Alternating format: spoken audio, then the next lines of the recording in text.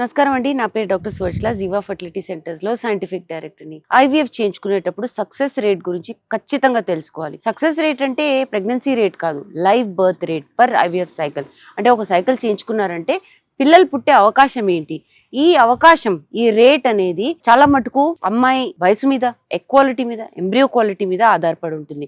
ఇంకా ఎన్నో కారణాలు ఉంటాయి. క్లినిక్ ఎలా ఉంది, క్లినిక్ ప్రోటోకాల్ ఏంటి, ఇవన్నీ కూడా చాలా ముఖ్యమైన ఫ్యాక్టర్స్. సో మనం ఇప్పుడు ఐవీఎఫ్ సక్సెస్ రేట్ ఏజ్ బట్టి ఎలా ఉంటుందో తెలుసుకుందాం. సో ఏజ్ గ్రూప్ బట్టి ఈ సక్సెస్ రేట్ అనేది నిర్ధారించడం జరిగింది. 35 నుంచి 45 ఉన్నారనుకోండి, మీ సక్సెస్ రేట్ పర్ సైకిల్ 55% ఉంటుంది. 35 నుంచి 37 మీ వయసు ఉంటే 35 నుంచి 45% మీ సక్సెస్ రేట్. 38 నుంచి 40 మీ వయసు అనుకోండి, అలాంటప్పుడు మీ సక్సెస్ రేట్ 25 నుంచి 35% ఉంటుంది. 41 నుంచి 42 మీ వయసు ఉంటే 10 నుంచి 20% మీ సక్సెస్ రేట్. 42 కన్నా ఎక్కువ వయసు ఉన్నప్పుడు 5 నుంచి 10% మీ సక్సెస్ రేట్.